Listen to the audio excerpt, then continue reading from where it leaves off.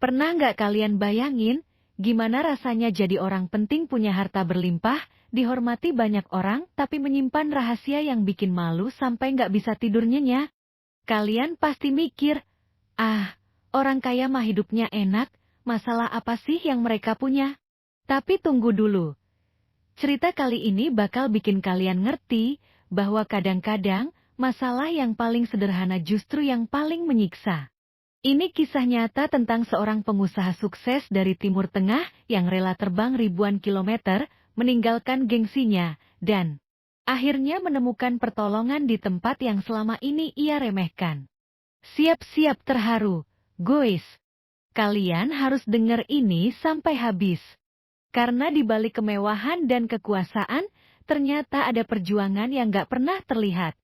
Dan semua dimulai dari satu pertemuan yang mengubah hidupnya selamanya.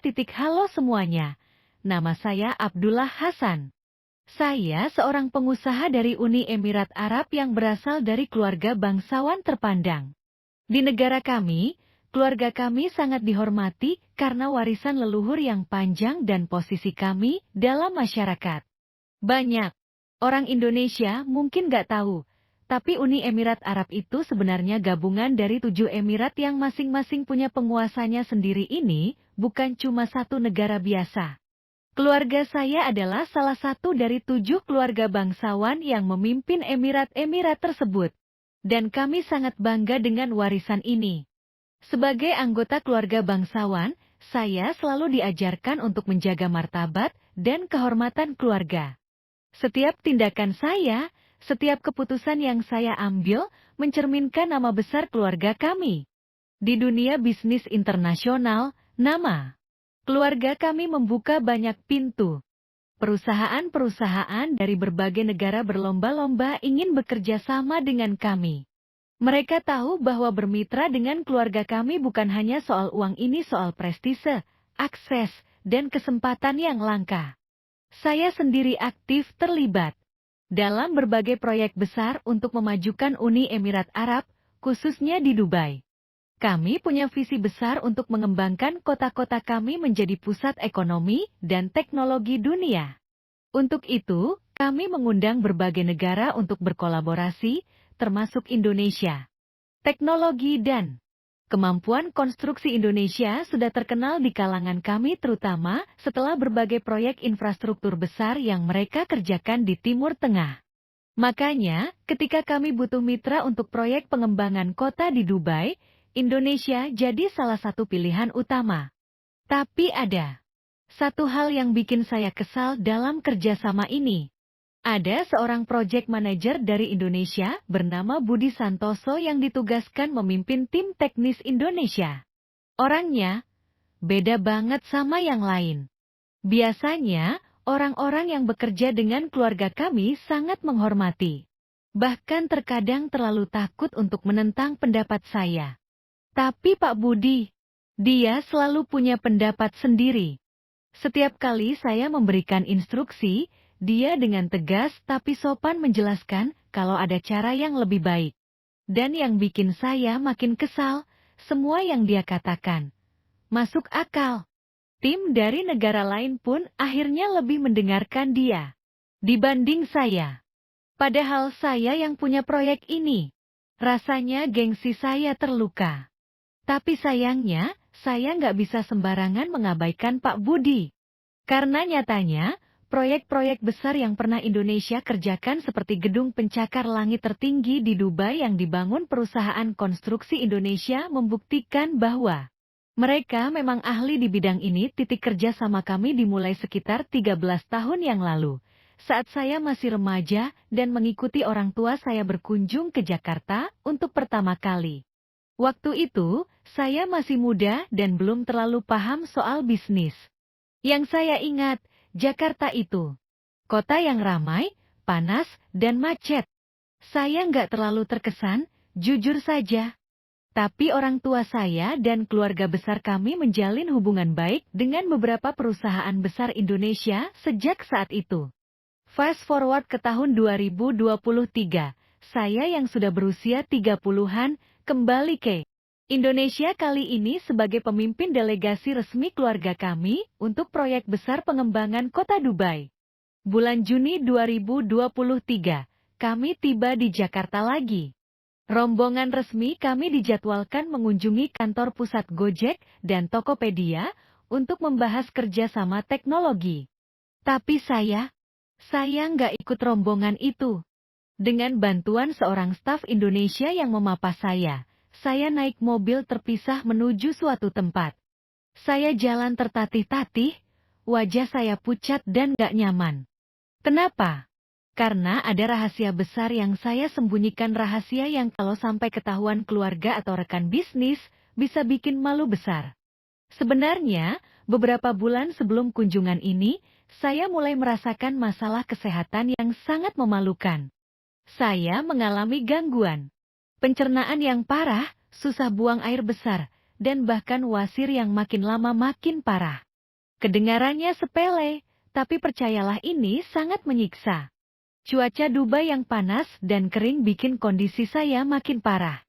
Setiap hari, saya harus berpura-pura baik-baik saja, padahal rasanya seperti tersiksa.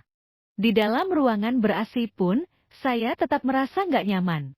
Dan yang paling menyebalkan, saya harus memakai pakaian tradisional keluarga kami yang tebal dan panas setiap hari, termasuk sorban yang bikin kepala saya berkeringat terus. Saya nggak bisa sembarangan ke rumah sakit umum di Dubai. Kalau sampai ketahuan, ini akan jadi aib besar bagi keluarga. Bayangkan, seorang bangsawan dari keluarga terpandang punya penyakit seperti ini. Memalukan sekali. Saya sudah berobat ke dokter pribadi keluarga kami, tapi dia cuma bisa kasih obat-obatan. Dan obat itu nggak mempan. Dokter kami bilang, kalau makin parah, satu-satunya jalan adalah operasi. Tapi operasi di mana? Dengan siapa? Saya bingung dan stres berat. Yang bikin semuanya makin parah, Pak Budi, Project Manager Indonesia, yang menyebalkan itu terus memaksa saya untuk turun langsung ke lapangan proyek. Dia bilang, Hasan, kehadiran Anda sangat penting untuk memotivasi pekerja. Minimal 2 atau 3 hari sekali, Anda harus datang ke lokasi proyek. Ini akan meningkatkan semangat kerja dan mengurangi risiko kesalahan. Saya kesal setengah mati. Tapi sayangnya, dia benar. Setiap kali saya datang, para pekerja memang terlihat lebih semangat. Media lokal pun memberitakan bahwa saya adalah pemimpin proyek yang sangat hands-on dan peduli dengan detail. Hari-hari berlalu dengan penuh siksaan. Saya harus terus berpura-pura kuat, padahal setiap kali duduk, setiap kali berjalan, rasanya seperti ada yang menusuk-nusuk bagian bawah tubuh saya.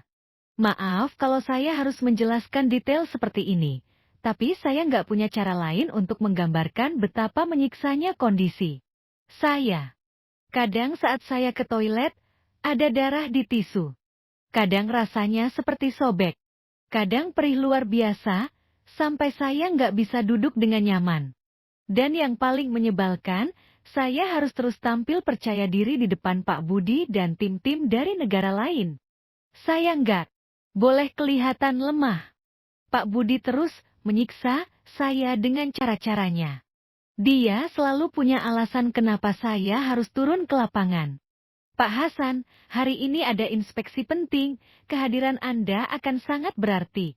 Atau, Hasan, wartawan ingin meliput progres proyek, akan bagus kalau Anda yang memberikan keterangan. Saya nggak bisa menolak, karena semua alasannya logis. Bahkan rekan-rekan saya dari negara lain setuju dengan dia. Tapi tahukah kalian betapa tersiksanya saya setiap kali harus berdiri lama, berjalan di bawah terik matahari Dubai, dengan pakaian tradisional yang tebal. Sementara bokong saya terasa seperti terbakar. Suatu hari, kondisi saya mencapai titik terburuk. Hari itu sangat panas bahkan untuk standar Dubai. Saya baru saja selesai inspeksi lapangan dan langsung pulang ke penginapan sementara saya di dekat lokasi proyek. Begitu masuk kamar, saya langsung melepas semua pakaian bagian bawah saya dan duduk di sofa dengan posisi yang, nggak pantas kalau dilihat orang. Tapi saya sudah nggak peduli, saya butuh sirkulasi udara untuk meredakan rasa sakit. Untuk beberapa detik, saya merasa lega. Akhirnya bisa bebas sebentar dari siksaan itu. Tapi tiba-tiba, pintu terbuka. Dan siapa yang masuk? Pak Budi Santoso. Dia bilang mau membicarakan sesuatu yang penting, jadi dia langsung datang ke penginapan saya. Saya, dalam posisi yang sangat memalukan tanpa celana, duduk dengan cara yang sangat nggak sopan. Kami berdua membeku. Saya syok. Dia pun syok. Untuk beberapa detik, nggak ada yang bicara. Kemudian, Pak Budi dengan cepat menutup pintu dan menguncinya dari dalam. Dia menatap saya. Dengan pandangan, bukan mengejek, tapi prihatin. Pak Hasan, katanya pelan tapi tegas, saya sudah curiga sejak lama. Bapak punya masalah kesehatan, kan? Kondisi ini sudah parah. Kenapa Bapak nggak berobat? Saya terdiam. Mapu. Tentu saja. Marah. Duda. Tapi lebih dari itu, saya merasa lega. Akhirnya ada orang yang tahu. Seseorang yang bisa saya ajak bicara tentang siksaan ini. Tapi rasa lega itu cepat berganti jadi panik. Saya langsung berteriak ke Pak Budi, keluar. Keluar dari kamar saya sekarang. Dan kalau Anda berani cerita ke siapapun tentang ini, saya akan pastikan Anda dan perusahaan Anda rugi besar. Saya tahu saya terdengar seperti orang gila, tapi saya nggak bisa berpikir jernih. Yang ada di kepala saya cuma satu, rahasia saya ketahuan. Dan bukan ketahuan oleh sembarang orang, tapi oleh orang yang selama ini saya anggap menyebalkan. Tapi Pak Budi nggak bergeming. Dia tetap tenang, bahkan mendekati saya, tentu saja saya sudah pakai selimut untuk menutupi tubuh saya. Dia duduk di kursi sebelah sofa dan berkata, P. A. Hasan, dengan segala hormat, saya nggak akan cerita ke siapapun. Tapi Bapak harus tahu tubuh Bapak bukan milik Bapak sendiri. Bapak adalah pemimpin proyek ini. Banyak orang yang bergantung pada Bapak. Keluarga Bapak, tim kami, pekerja di lapangan. Kalau kondisi Bapak makin parah dan tiba-tiba kolaps, apa yang akan terjadi? Proyek ini bisa berhenti. Ratusan orang bisa kehilangan pekerjaan. Dan yang paling penting, kesehatan Bapak bisa makin buruk bahkan fatal. Kata-katanya seperti tamparan keras. Saya tahu dia benar. Tapi ego saya masih terlalu besar untuk mengakuinya. Lalu apa maunya Anda? Tanya saya dingin. Pak Budi mengeluarkan ponselnya dan menelepon seseorang. Setelah bicara sebentar dalam bahasa Indonesia, dia menutup teleponnya dan berkata, Pi. Perusahaan kami punya dokter yang ikut dalam misi ini. Dokter spesialis bedah. Saya sudah minta dia datang ke sini. Setidaknya, dengarkan pendapat dia dulu, Pak. Saya diam. Dalam hati, saya campur aduk. Marah, malu, takut, bingung. Tapi ada juga sedikit harapan. Mungkin ada jalan keluar dari siksaan ini. Baiklah, jawab saya akhirnya. Tapi saya butuh waktu untuk berpikir. Tunggu di luar. Pak Budi mengangguk dan keluar dari kamar. Saya duduk sendirian, memikirkan semua opsi saya. Dokter pribadi keluarga sudah nggak bisa berbuat apa-apa. Pergi ke rumah sakit di Dubai. Terlalu berisiko. Orang-orang akan tahu. Keluarga akan tahu. Ini bisa jadi skandal besar. 1 jam kemudian, seorang dokter Indonesia datang ke penginapan saya. Namanya Doas Wahyu, dokter spesialis bedah dari Jakarta. Dia sangat profesional dan menenangkan. Setelah memeriksa kondisi saya dengan cara yang sangat hati-hati dan menjaga privasi saya, dia menjelaskan, Pak Hasan, kondisi Bapak sudah cukup serius. Ini wasir tingkat lanjut. Kalau dibiarkan, bisa berkembang jadi komplikasi yang lebih berbahaya. Kenapa Bapak nggak segera berobat sejak awal? Saya menjelaskan situasi saya tentang posisi saya sebagai bangsawan, tentang rasa malu, tentang ketakutan saya kalau rahasia ini bocor. Kak, Wahyu mengangguk paham. Saya mengerti, Pak. Tapi kesehatan Bapak jauh lebih penting. Dan saya punya solusi, di. Wahyu menjelaskan dengan sabar, Kak. Kalau Bapak mau, saya bisa mengatur agar Bapak dirawat di Jakarta. Di sana, nggak ada yang kenal Bapak. Privasi Bapak akan terjaga sepenuhnya. Dan teknologi medis Indonesia, khususnya untuk kasus seperti ini, sudah sangat maju. Kami punya metode operasi modern yang minim rasa sakit dan cepat pulih. Bapak bisa sembuh dalam hitungan hari. Saya terdiam. Jakarta, Indonesia. Negara yang selama ini saya pandang sebelah mata. Tapi kemudian saya ingat, 13 tahun lalu, salah satu keluarga saya pernah berobat ke Jakarta untuk masalah tulang belakang. Dan dia sangat puas dengan pelayanan dan hasilnya. Pak Budi menambahkan, Hasan, kebetulan minggu depan ada delegasi resmi keluarga Bapak yang akan berkunjung ke Jakarta untuk kunjungan teknologi. Bapak bisa ikut delegasi itu, tapi dengan agenda rahasia yaitu berobat. Setelah selesai, Bapak pulang bersama rombongan. Nggak ada yang akan curiga. Saya menatap mereka berdua. Untuk pertama kalinya, saya merasa bersyukur kepada Pak Budi. Pria yang selama ini saya anggap menyebalkan ternyata peduli dengan saya. Dan rencananya, masuk akal. Seminggu kemudian, saya tiba di Jakarta bersama delegasi keluarga. Rombongan resmi. Kami dijadwalkan mengunjungi kantor Gojek dan Tokopedia. Tapi saya dan Pak Budi diam-diam menyelinap dari rombongan dan pergi ke sebuah rumah sakit swasta di Jakarta Selatan. Nama rumah sakitnya saya nggak akan sebutkan demi privasi, tapi percayalah fasilitasnya luar biasa. Lebih modern dari yang saya bayangkan. Begitu tiba di rumah sakit, saya langsung dibawa ke ruang pemeriksaan VIP. Wahyu dan timnya sudah menunggu. Setelah pemeriksaan menyeluruh, dokter menjelaskan, Hasan, kami akan lakukan operasi dengan metode ligasure. Ini metode modern yang menggunakan teknologi laser untuk memotong dan menutup pembuluh darah sekaligus. Rasa sakitnya minimal, dan pemulihan sangat cepat biasanya 3 hari Bapak sudah bisa beraktivitas normal. Saya terkejut. 3 hari? Serius? Dr. Wahyu tersenyum. Serius, Pak. Bahkan kalau kondisi Bapak baik, Bapak bisa pulang hari itu juga. Tapi saya sarankan Bapak menginap 2-3 hari untuk observasi. Saya setuju. Operasi dijadwalkan hari itu juga. Dan kalian tahu berapa lama operasinya? 25 menit. Hanya 25 menit, dan masalah yang sudah menyiksa saya berbulan-bulan itu selesai.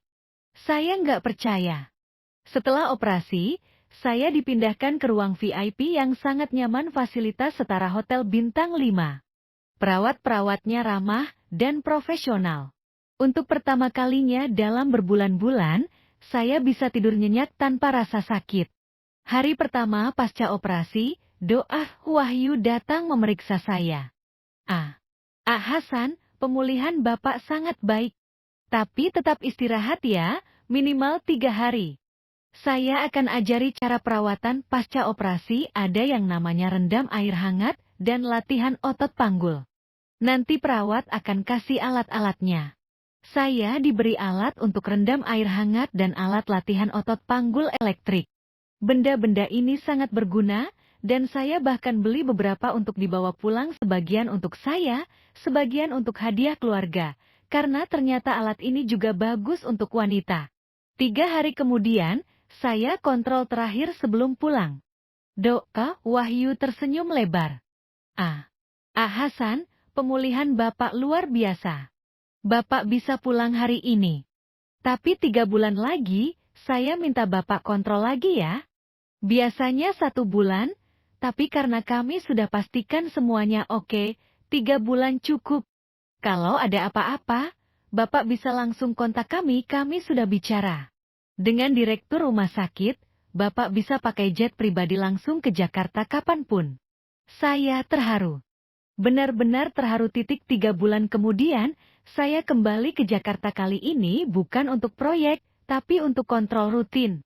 Dan saya membawa banyak sekali oleh-oleh, kurma premium, madu Arab, kain sutra, dan berbagai makanan khas Timur Tengah. Saya ingin berterima kasih kepada doa Wahyu, Pak Budi, dan semua orang yang sudah membantu saya. Langkah saya kali ini ringan. Cuaca Jakarta di bulan September sangat enak, nggak terlalu panas, nggak terlalu dingin. Saya bahkan sempatkan jalan-jalan ke beberapa tempat wisata. Untuk pertama kalinya, saya benar-benar menikmati Indonesia. Bukan sebagai negara yang saya remehkan, tapi sebagai negara yang menyelamatkan saya. Di rumah sakit, saya bertemu doa Wahyu lagi. Dia memeriksa dan bilang semuanya sempurna. Nggak ada masalah sama sekali. Saya bahagia sekali. Saya tanya ke doa Wahyu dan Pak Budi, apa yang bisa saya lakukan untuk membalas kebaikan kalian? Bilang apapun, saya akan usahakan. Doa Wahyu menggeleng. Pak Hasan, kami hanya melakukan pekerjaan kami. Biaya operasi sudah lebih dari cukup. Tapi Pak Budi, yang sejak awal selalu punya ide cemerlang, menyarankan, Pak Hasan, bagaimana kalau Bapak memberikan donasi atas nama keluarga Bapak? Ini akan memperkuat hubungan antara Indonesia dan Uni Emirat Arab, sekaligus membantu pasien-pasien yang kurang mampu. Saya langsung setuju. Di tempat itu juga, saya transfer 25 miliar rupiah ke rekening Yayasan Rumah Sakit sebagai donasi. Tapi saya minta satu hal, jangan tulis nama saya sebagai donatur. Tulis saja bahwa ini donasi untuk pengobatan asisten pribadi keluarga kami yang sakit. Saya nggak mau rahasia saya bocor, tapi saya tetap ingin berbuat baik. Direktur rumah sakit sangat terharu dan berterima kasih.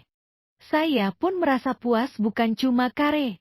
Nah, saya sembuh, tapi karena saya bisa membantu orang lain juga. Cerita ini mengajarkan saya banyak hal. Pertama, jangan pernah remehkan negara atau orang lain hanya karena mereka kelihatannya lebih kecil dari kita. Indonesia, yang dulu saya anggap biasa saja, ternyata punya teknologi medis yang luar biasa. Kedua, kesehatan adalah harta yang paling berharga. Gengsi, kehormatan, posisi semua itu nggak ada artinya kalau kita sakit. Dan ketiga, kadang orang yang paling menyebalkan justru adalah orang yang paling peduli dengan kita. Pak Budi, yang selama ini saya anggap menyebalkan, ternyata adalah orang yang menyelamatkan hidup saya.